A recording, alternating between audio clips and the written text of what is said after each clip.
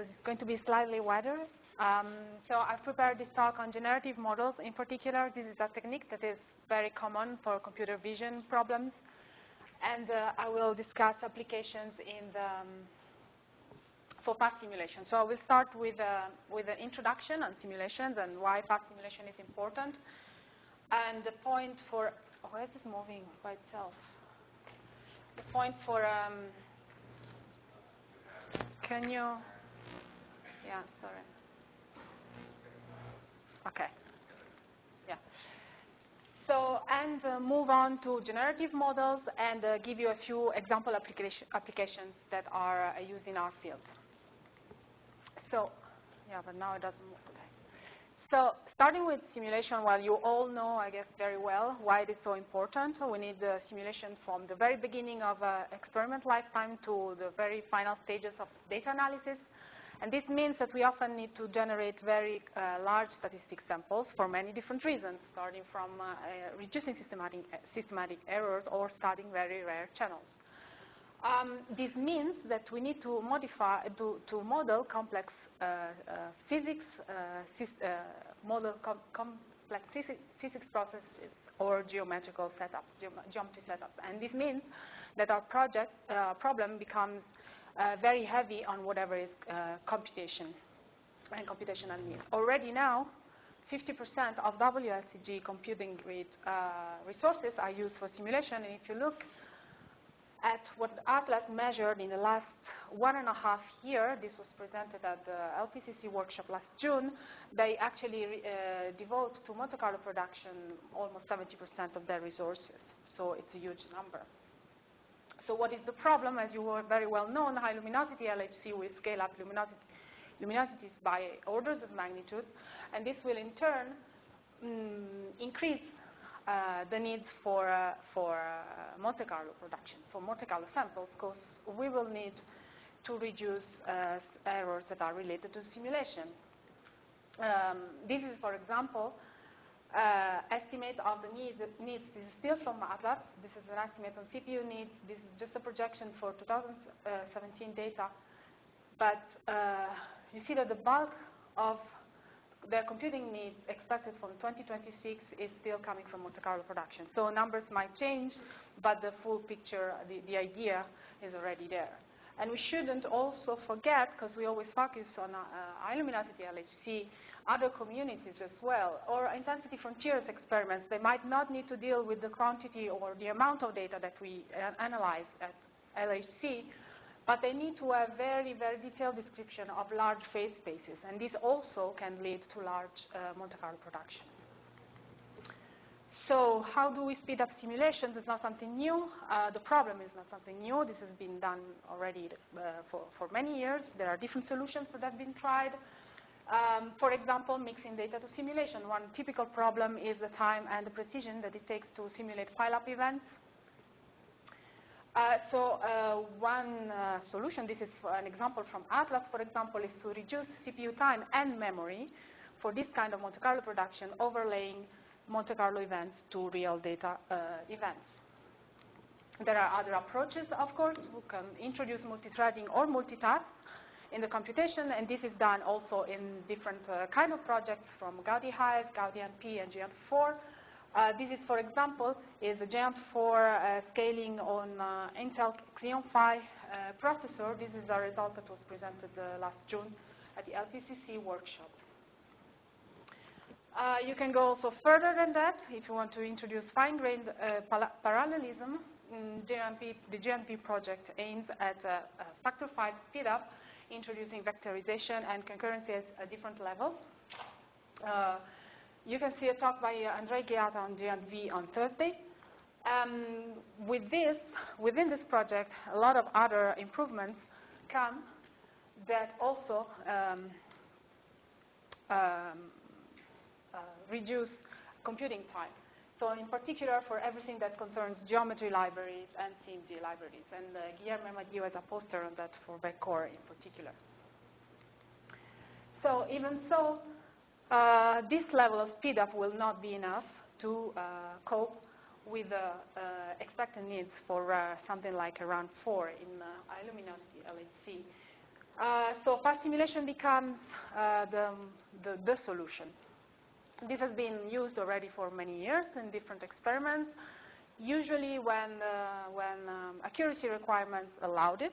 So for example, for searches or upgrade studies, there are different techniques. I have a list here. Shower libraries mostly for calorimeters. Simulation, shower shape parameterization, but also fast simulation for trackers. Other approaches including lookup tables, faster and less precise, or fully parameterized detector simulations like Delphi's. They have different level of performances from the point of view of speed and from the point of view of accuracy. The point is they are all very detector-specific solutions. The thing is that FastSim is there now, and well, I wanted to stress once again that it's going to be even more important. This is a study by LHCb that shows you, basically, these are CPU consumption needs, and this comparing what is the percentage of simulation that you are replacing with FastSim. So you can go down orders of magnitude if you move from 100% configuration in which you use full simulation to 50 to 75% of fast simulation.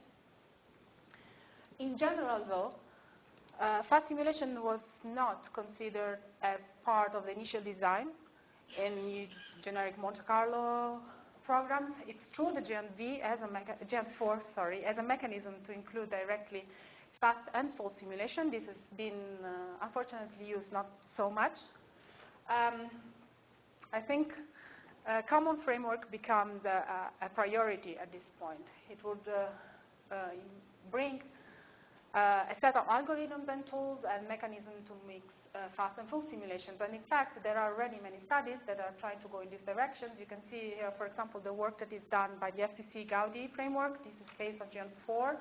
And we have an R&D project in GNV. And this is based on deep learning technique. And by the end of the talk, I guess you will know something about it. So I can finally come to deep learning. What does it mean that we want to do fast simulation with deep learning? Well, that we want to replace the Monte Carlo tracing with a deep learning tool. So if we talk about the case of a calorimeter, for example, what does it mean? That we can train our network using informations like particle type, particle momentum, or field rapidity, or configuration geometry of the detector. And in the end, we can get the map of our energy depositions in the cells. And this is a good approach because it's a generic approach, because deep learning methods can encapsulate very expensive computations. They are able to model very complicated functions. In general, the inference step, and you already heard about this yesterday in the Ben Nachman talk, can be much faster than any algorithm approach. And there is one more thing that I think it's important, is more computing related. They are already parallelized, at least in most cases, and optimized for GPUs and HPC clusters. And this is mostly coming probably from the fact that there is a large community that's been using deep learning methods outside the HAB community for quite some time. And there is a strong collaboration with industry, which is bringing optimized software and hardware and other solutions. This is not even a new idea.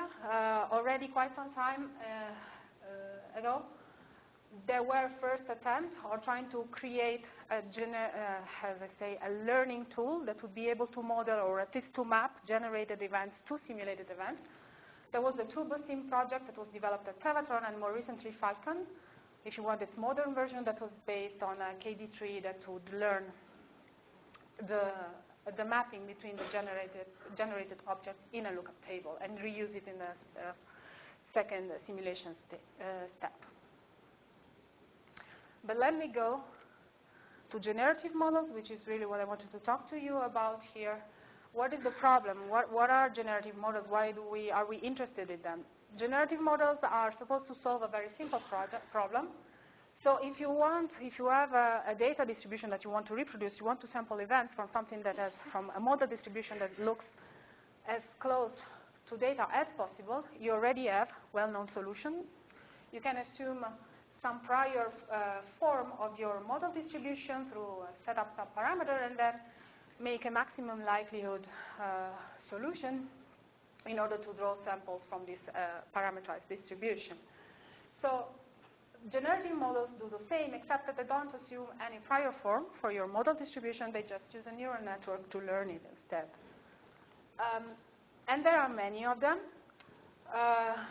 Well, I quote here just a few. Generative stochastic networks have been around for some time already. Variational autoencoders also. Generative adversarial networks are instead a fairly recent approach. All of them share some very nice features that make them suitable to do simulation. Naturally, because of what they do, they can generate samples that are realistic. This is what we train them for. They can use complicated probability functions, distributions, and work in what's called a multimodal output. Basically, they can optimize multiple outputs starting from the same input. And can do interpolation. And I wanted to stress this, I think this is a nice example. These are examples from, again, a generative adversarial network that was trained to produce pictures starting from a description, a sentence descripting it. So you could see if you ask the network to generate the picture of a small blue bird with black wing, which is here, and a small yellow bird with black wing, which is here, the network was also able to interpolate between and produce pictures that are between the two. And this is a very important feature for us, for our application, as is the next thing I wanted to highlight, and the fact that they can work well with missing data. This is an example of a generative stochastic network, which has been trained on an input image in which part of the pixels were missing. And so you can see that the network is actually learning the full picture by the end of the training.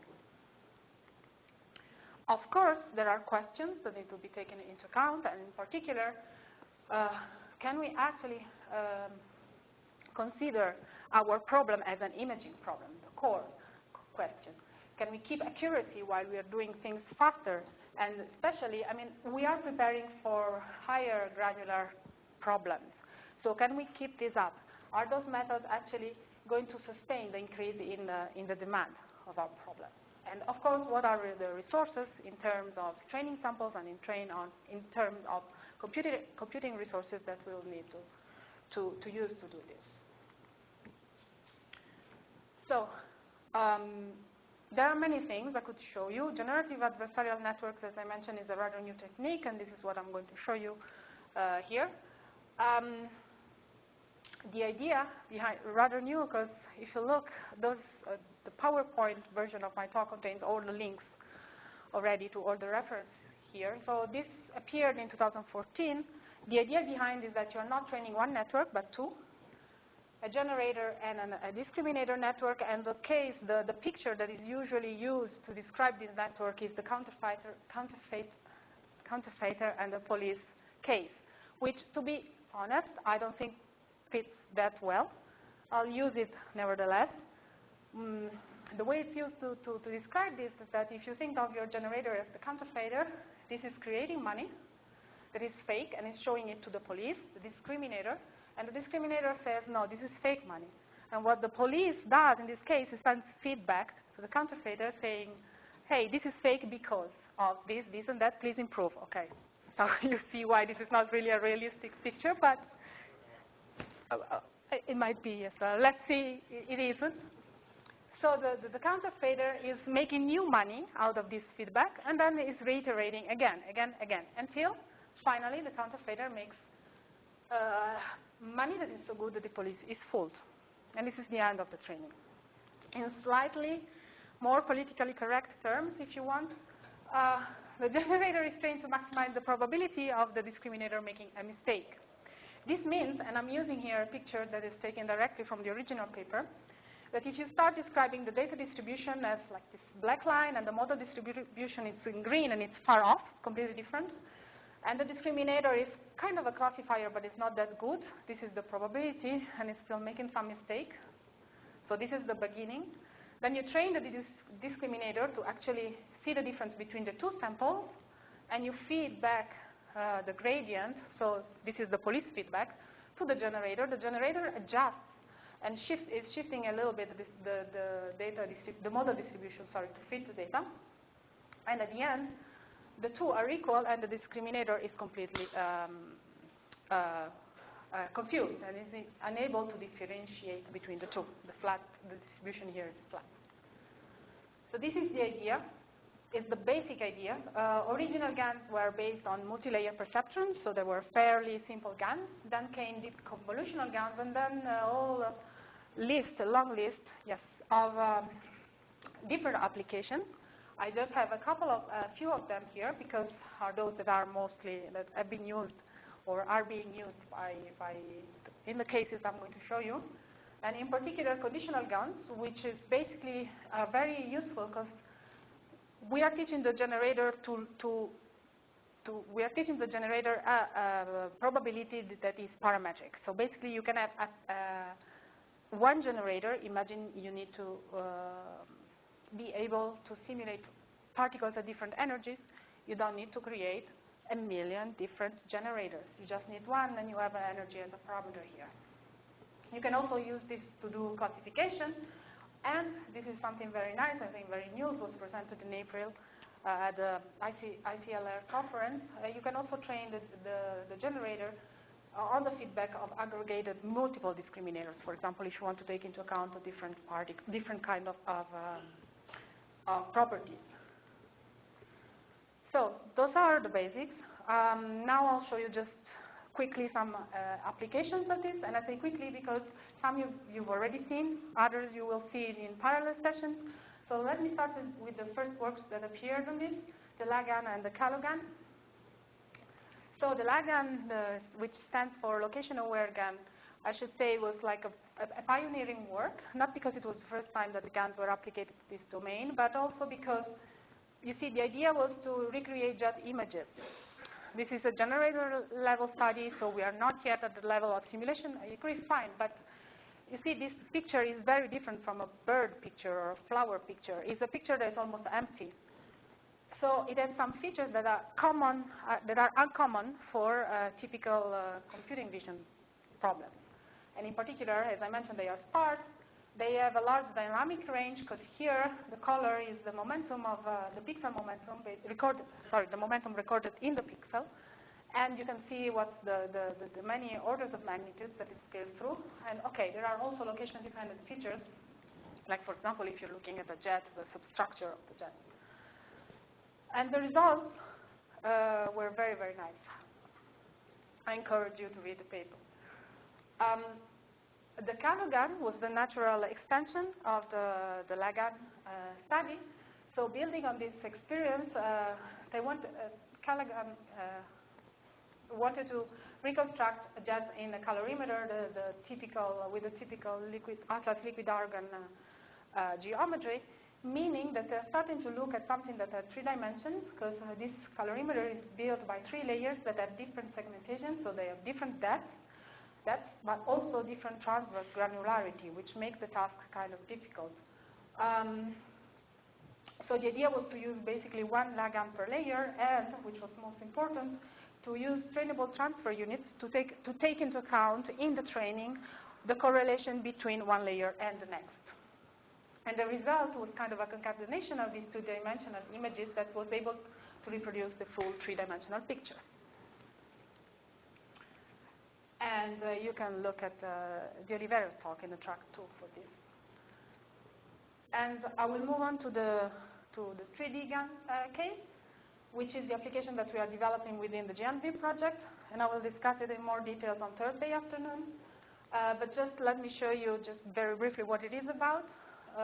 We are looking at an example of the next generation highly granular detector. So for that, we're using a detector electromagnetic calorimeter conceptual design from the CLIC collaboration. The data is basically a 3-dimensional image in the sense that you have a cube structure pixelized in the 3 dimensions. So if you have a primary energy coming in, you will see the different energy deposited in the different cells that will look more or less like this. Our model is also based on convolutions and deconvolutions, but those are done in 3 dimensions directly because we want to describe the full shower development. And we also use particle type or energy as an auxiliary classifier. This is an example of the network that we implemented. And you can see we can reproduce very nice images. This is an example of the 100 GeV electron that is depositing energy in the calorimeter. It's coming this way. The shower reaches the maximum, and then the energy deposited becomes less and less. And you can see here the longitudinal section of the shower, basically this path. We also made more granular studies comparing the response cell by cell. We were looking at energy of the reconstruction of the energy of the particle. And we are really interested now in trying to implement this multi-adversarial approach.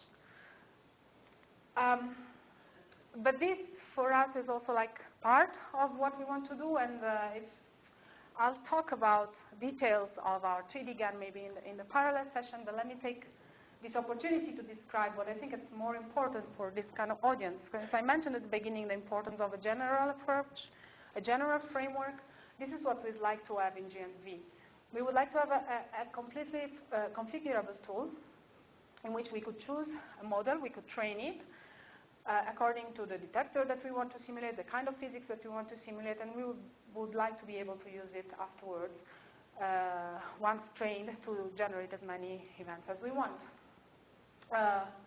The idea, of course, would be to have a model that fits everything, which I guess it's kind of impossible, but let's say we rescale our ideas on having something that is a few models that would fit everything, and we'd like to be able to optimize therefore the network design depending on our use case. And this means starting embedding algorithm studies and hyperparameter scans, and that is also why we're very interested in the study of the performances of this kind of software on the CPU and GPU clusters, which is often neglected. So as a summary, I'm sorry, I think I have 2 summaries and an outlook, so it's still 3 more slides. But let me say that, so as you saw, Monte Carlo production has been a major fraction of WSCG workload in general, of all computing in high energy physics. And fast simulations have been widely used up until now. But in most cases, those solutions were sparse efforts and very experiment dependent. This is probably not the best approach once the luminosity LHC runs will start, just because we will need much more performance and much more efficient tools, because its role will be more and more important. So I think the idea of a generic framework with common algorithms, and especially a strategy for mixing full and fast simulation, could be very beneficial for the app community, but also useful for all those communities and collaborations, experiments that are too small to actually develop their own whatever fast simulation tool. And the second summary is about generative models, which I think are a very good example of a very good candidate for speeding up this kind of process. This, of course, relies on the possibility to interpret the events as images.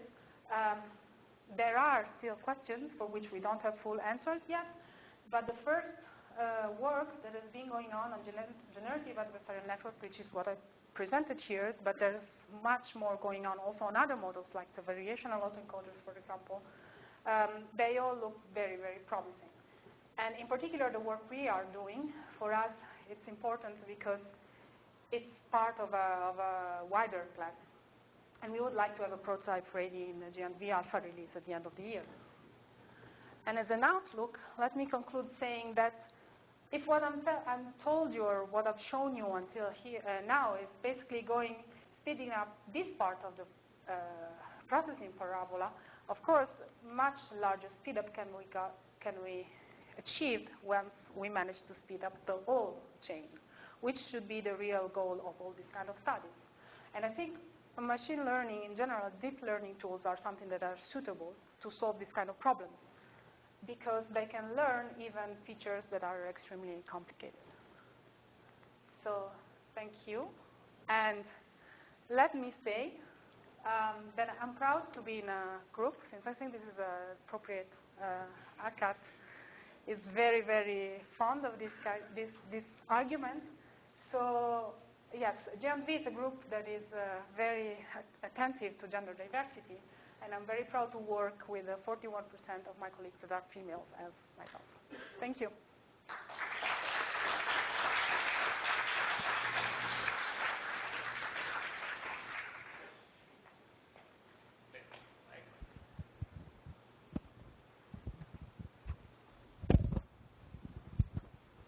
I want to say, coming from LHCB, where we have a higher proportion of our CPUs who's coming from simulation and having a desperate need in Run 3, we really appreciate your efforts.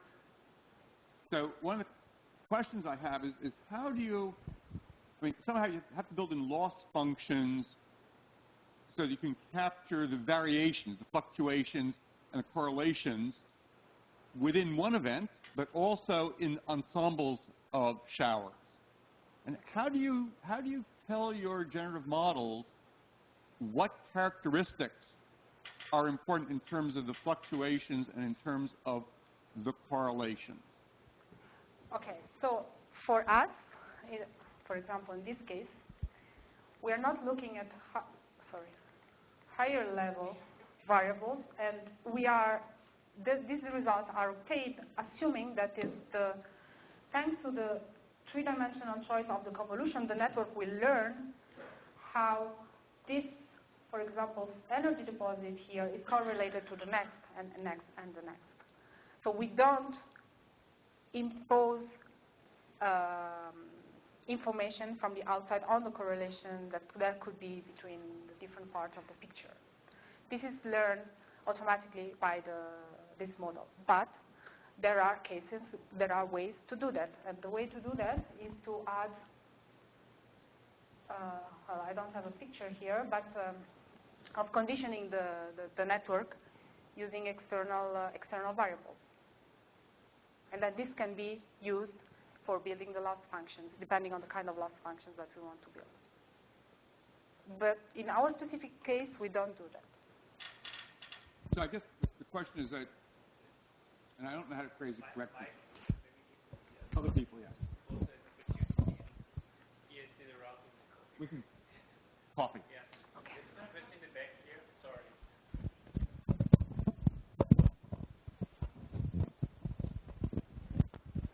For many experiments, it is very important.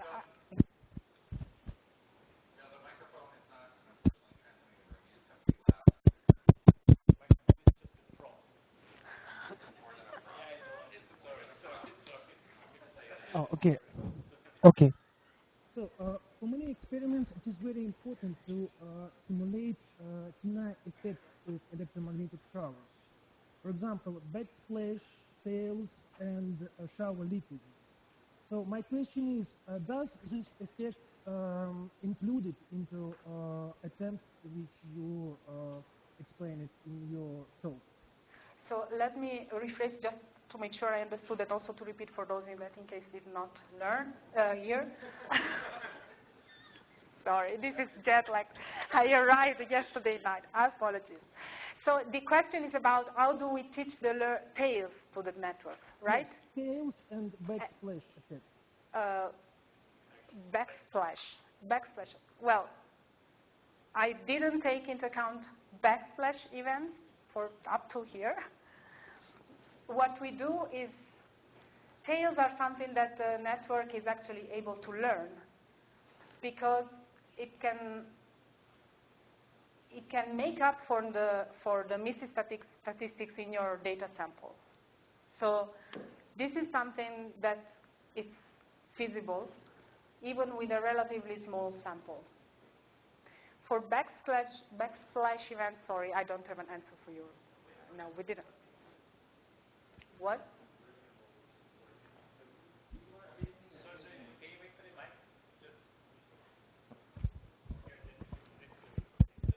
So you learn everything that you put in, in GEANT, right? This is GEANT. Mm-hmm. Right. So if it's in GEANT, the machine learning algorithm will learn it. So backsplash, for instance, if it's in the simulation, No, then no, you're... but this is a simplified simulation. This is a simplified simulation in which I can give you details about this data set. We reduce a lot of effects in here. We just have the primary particle that goes in and deposits energies and then leaves. So I don't think we include this, but I should go get with, I can get back to you. Yes. I don't know. I don't think so. Yeah, the answer is patience, in the sense that we look whether we could reproduce the gross features. Now, then, of course, the idea is to introduce more and more features to be reproduced. And backsplash, of course, is a very important feature. But we didn't do it yet. But that is also on the program of work. And, of course, the question of punch-through. I mean, how do you reproduce the particles that just go through without any interaction, whether it is possible, whether you have to add them artificially in some way, and so on. So this is, of course, these are all aspects that we need to understand. And also, the next step is also the meta optimization to introduce the characteristic of the network as a parameter to optimize. And the other thing is interpolation, extrapolation of energies and angles, and maybe to optimize with the process of learning itself, where do we put the energies through which we interpolate and extrapolate, and the angles and so on. So there is a huge amount of work, and it's very good because it's very interesting. But yeah, the question was relevant. We didn't look at it yet. No, but also this is the first time that we can actually reproduce something like this. So it was really the point of all this first study was to check that we could actually use this kind of tool to reproduce this kind of images. So a lot of effects are not there.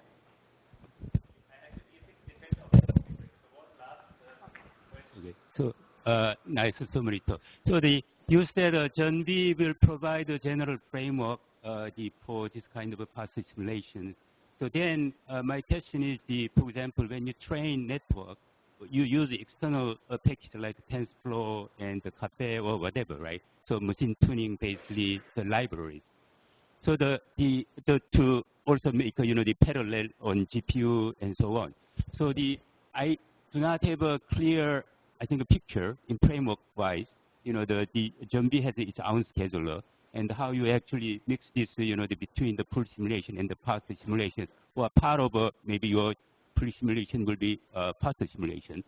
So can you comment on that? Yeah, so the first step will be to introduce, of course, inference step. So train the model outside and get the trained model in. And this would be straightforward in the scheduler or in the architecture of the GNV, the flow, the current flow, because this would just be an additional filter, an additional process like other kind of geometrical or physics process.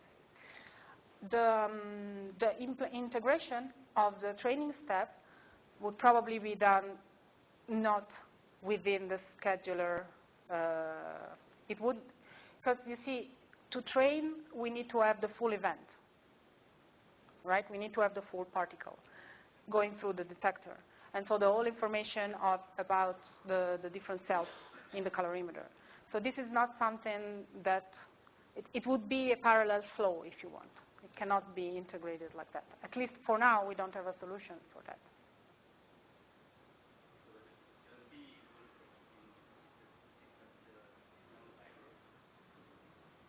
Well, the training relies, for example, those models that I showed here rely on Keras, TensorFlow, or we are studying different implementations. But yes, in this case, if that has to be part of the GNV framework, it would have to link to this kind of libraries.